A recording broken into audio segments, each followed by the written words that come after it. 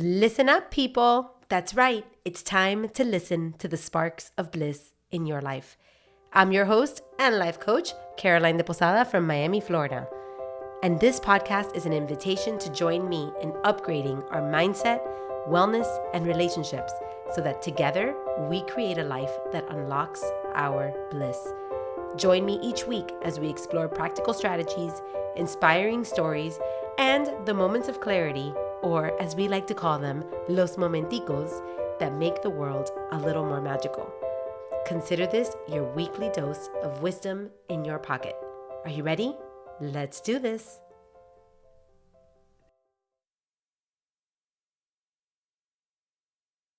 Hey, listeners, welcome to episode number 28 of Listen Up. Have you ever had a tradition or a practice or a little inside joke or something that you have with someone or with yourself or in your family or something that's been passed down, and you kind of become so familiar with this thing that you assume everybody knows what it is, and then one random day somebody asks you like, what is this thing you do? Or why do you say this thing? Or what does that mean? And then you notice that people are not mind readers. They're not in your head and they don't know what you know. So they actually make you stop and think about, oh, why do I do this thing this way? Or why do I have this tradition? Why do I have this little inside joke? Like, where does it go back to? Like, where did it come from? Sometimes in the course of our lives, we create something, even just a nickname or something, and then you forget where it started. You forget where it originated from. It just stuck and it came to be, and then that's it. Well, that happened to me recently in the context of this podcast. I had a friend of mine who was listening to the podcast, and she called me one random day and was like, I have a question. Why do you call Sundays sacred? And I was like, what? She's like, yeah, you always say it's sacred Sunday. What on earth does that mean? Is that a religious thing, or, why do you call it sacred Sunday? And it was such an interesting question because I hadn't even stopped to consider that I've been using this phrase, this term, Sacred Sunday, for so long. I've used it ever since this podcast began, but I didn't start it on the podcast. I've actually been writing on Sundays for a long time to my readers, and I always start my Sunday emails with a happy Sacred Sunday, and I realized people don't know what that means, and it never dawned on me to share that with anybody. I just used it and made an assumption that you'd understand, and that was it. So I thought that was such a great question by my friend. It was such a great moment of reflection. And this is the perfect month for me to share with you what that means. And I'm going to tell you why. Because if you listened to my episode last week, I shared that the theme for November is Nesting November. That's my personal theme for November. And if you want it to be your theme, you're invited to join me in Nesting November. And one of the things I'm using this nesting month for is to bring clarity, simplification, organization, focus to my business, to my work, to my life. And how do you do that? Well, you clear things up. You don't make assumptions. You explain certain things. You bring awareness into the practices you do, and you don't take for granted what people know or don't know. So here we are. I am going to share with you, why did I start calling Sundays sacred? And the answer is very, very simple. It's because I love using language to enhance my experience in life. That's it. It's that simple. It's not really that this is affiliated to a religious practice or anything like that. It is about enhancing your daily experience through the power of words. And I do this in many, many areas of my life. Now, how it really started was I was creating a back to basics challenge for my community a couple of years ago. It was a 7-day mini challenge to kind of kick you into gear, help you get recentered, refocused, grounded, and really start adopting healthier lifelong habits. And I wanted to show you that in a week's time, you could create a completely different life by every single day having a mini challenge that grounds you and focuses you. And then you can implement that into the rest of your year. So that was like the whole purpose of the challenge. It was a smashing success. People absolutely loved it because every day you had this small win and you realized how many little tweaks in your daily life could make massive differences and create huge momentum. And then the idea was that after that 7-day challenge, you continued those patterns and you continued integrating those mini challenges into your regular daily life. Well, the way that I decided to do that was by each day creating a theme. And I wanted to make it easy to remember. So I'd give you a theme for the day. Then I would give you a little video to explain the theme. And then I'd give you your little mini challenge. And then you'd go into your day and you would apply it. I would send you the theme the night before so that when you went to bed, you had that mini challenge in your brain. And when you woke up in the morning, you were ready to tackle your day with your little theme and your challenge.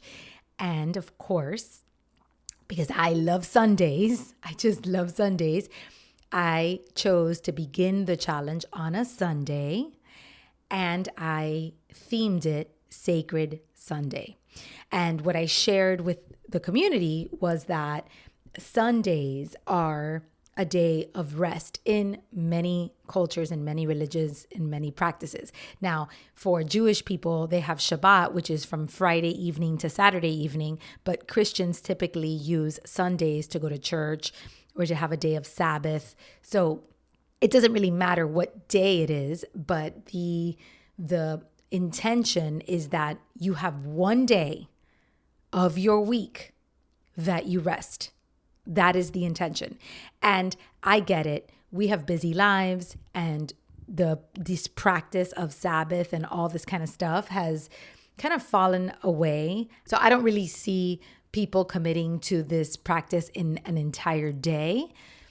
But the purpose of setting the theme was almost a reminder that we do deserve a day to rest. We deserve a day of sacredness. And the way that I put it in the challenge was like, even if you have birthday parties that day, or you're running errands, or you're going to go do groceries, or you have a busy day ahead, or you have to do a million things that you can't do during the week because you have to work. So it's really not a day of quote unquote rest for you. Maybe the theme and the challenge would invite you to create or carve out at least a sacred moment, a sacred time, a little space of your day where you can grab a journal, you can look through your calendar, you can reflect on your week, you can reflect on the week that's coming, you can decide what your non-negotiables are for that week, you could think, you could get curious, you could dream, just a little sacred time. A little moment, even if it was 15 minutes, even if it was 10 minutes, or as long as you wanted it to be. You can maybe light a candle, grab a cup of coffee or a tea, go for a walk in the morning, with a crisp air, but something that allowed you to cherish that time. And the word sacred to me is what sparks that emotion. When I think sacred, I think I have to cherish it. I have to protect it. It's meaningful. It's something worth having. And for me, that is the theme that I chose for that Sunday. That's how Sacred Sunday began. And in true form, it stuck. That was the whole point of the Back to Basics challenge was, could we create themes that stick? And maybe not every single day of the week stuck, but some did. And one of them that stuck for me big time was Sacred Sunday. So I had already been doing that practice of spending Sunday mornings, and sometimes it's Sundays and sometimes it's Saturdays, to be honest, but I'd already been doing the practice of every week and one day of the weekend, grabbing my calendar, doing some reflection, making sure that I had success filed the entire week. Success filing is simply writing down your successes for the week, no matter how big or small. I got that from my life coach, Susan Ford Collins, who wrote a book called The Joy of Success. It's a great book, and success filing is one of the skills that successful people implement. Is they document their successes pretty regularly so that they can stay in the frame of mind of success, because the idea is that success begets success. If you focus on your past failures, you're more likely to continue failing. If you focus on your wins, you're likely to keep winning. So that's the idea behind that. So I've already been making this practice, but when I gave it a name, when I chose the theme, it took it to another level. And that is something that I have implemented in all of my life, is using vocabulary, using language to take my life to another level, to enhance the experience. I'll give you another little example. When my kids were very, very little, I read a parenting book about discipline and creating harmony in the family and the best way to get along with your kids. It was a program. I cannot remember for the life of me the name of the program, but it was a great little program. And she gave you this toolbox of things that you could do to create a harmonious environment with your kids. And one of the things that she suggested, the tool from the toolbox that stuck with me the most, was spending quality time with your kid, 10 minutes in the morning, 10 minutes in the evening, just one-on-one time, just you and your kid, so that they feel heard, they feel validated, they feel seen, they have time with you, and then they don't have to seek attention from you in negative ways. Her theory was that kids need time and attention, and then they don't get it, and then they act up. So this was a way of them not acting up. And I loved the concept. And I also had 3 kids. So 30 minutes, 10 minutes with each kid in the morning, and then 10 minutes with each kid in the evening became a little bit of a challenge. It was hard to do. But I thought, how can I incorporate this into my lifestyle, into something that does work for me? And I started to make my own rules, but just really staying focused and mindful about spending individual quality time with each kid. And as I started to repeat that practice, I thought, well, what if I named this time? What if I created a meaningful name for each kid with this time, so that they know and I know that this time is our quality time? And I started it with, my favorite name of all of them was with Justin. I sat him down and I said, hey, Justy, I'd love to create this one-on-one time with you. And this is going to be our special time. You and me, we're going to play together. We're going to do Legos together. We're going to spend time together. Like, when we have this time, it's just you're my special time. But I want to create a name for it. What name would you like? And he thought about it. He was really little at the time. And he said, Mommy, Mustin time. And I'm like, Mustin time? He's like, yeah, Mommy and Justin time equals Mustin time. I thought that was the cutest thing in the world. So then we established that name. And then Ryan, who was copying his brother, said, yeah, mine is going to be Mayan time. Ryan and Mommy time is Mayan time.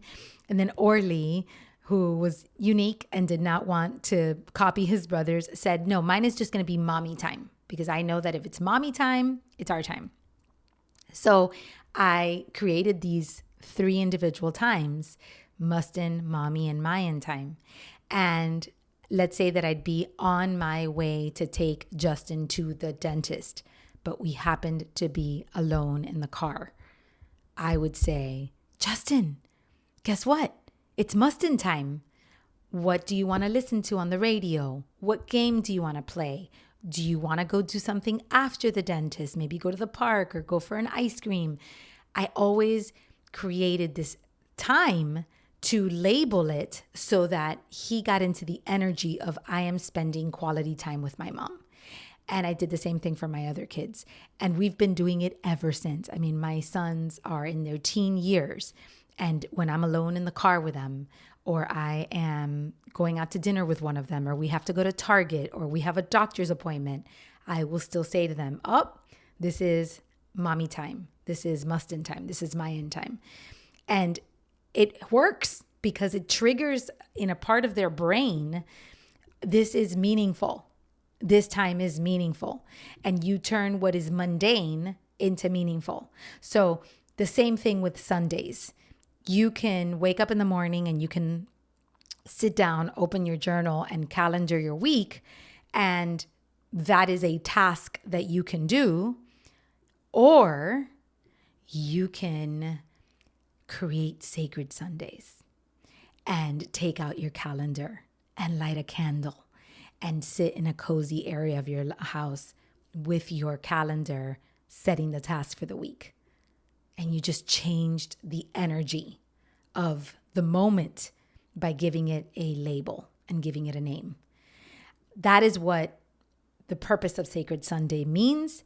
That is the energy that I want to shift and I want to convey to you. When you listen to the podcast, whether you're listening to it on a Monday or Tuesday or Wednesday or Thursday or whatever day you're listening to it, I want you to feel the sacredness of Sunday. That little, whatever 15, 20, 25 minutes that you and I spend together, I want it to feel sacred. And when you open my email on a Sunday morning, I want you to know that I consider that moment that you are reading that email sacred, that I wrote it in the energy of sacredness, that I want to connect with you in a sacred, special way. I'm not taking your time for granted. I pour my heart, all of my heart and my soul into giving you value, giving you a perspective shift, inspiring you to think a little bit differently, giving you something that warms your heart, that makes your week a little better, that makes life a little easier to handle. Because the rest of the week may be busy and you may be on the hamster wheel and you may be overwhelmed and you may feel rushed or anxious or scared or bored or whatever. And I want to give you a little slice of sacredness, and that is my contribution to the world. So that is why I created my Sacred Sunday Moment of Clarity emails. That is why I air my podcast on Sunday mornings at 6 a.m. because they are sacred, and that is the method behind my madness.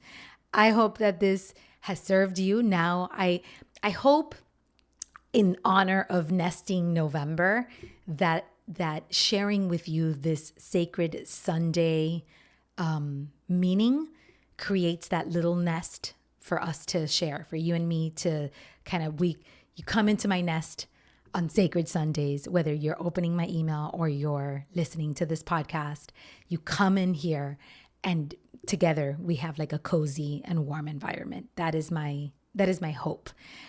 And I hope it also inspires you to start adding meaning through labels in your life. What language, what vocabulary can you incorporate into your world, whether it's enhancing the morning commute with your kid to school, whether it's enhancing bedtime routines, whether it is adding meaning to date night with your spouse. What are you creating? Maybe it's, you go for a walk every morning with your friend, and now you're going to call it like a special name for that walk that you guys do together, or you guys go to the gym together and you're going to call it a special name.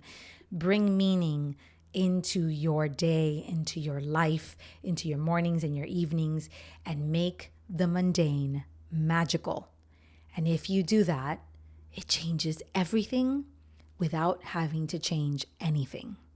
And that's part of living a life that sparks bliss, is learning to listen to the sparks of bliss that are already inside you. It's not something you have to go out and find. You don't need to climb a mountain or go to Bali to find the sparks of bliss.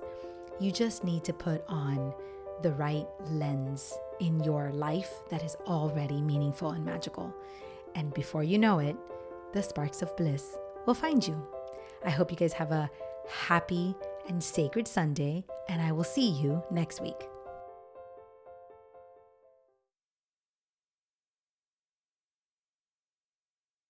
That's it for today's episode. Thanks so much for being here. I am deeply, deeply grateful for this time to connect.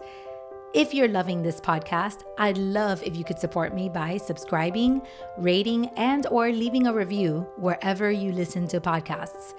Those reviews help us so much. And if you know of someone who could really use a voice like mine in their head, please share this with them and let them know how much you care about their bliss. Now, if you are feeling called to dig deeper and really work on elevating your mindset, wellness, and your relationships to create a healthier, happier, and more meaningful life, then I invite you to schedule a 60-minute complimentary consultation with me. Let's have a meaningful conversation and see if working together is in our future. You can find the link to the calendar of consults right there in my show notes, but you can also connect with me on my website, carolinedeposada.com, or just send me a DM on Instagram @CarolineDePosada. Like my friend always says, the project is big and you're a part of it. So thanks for being here.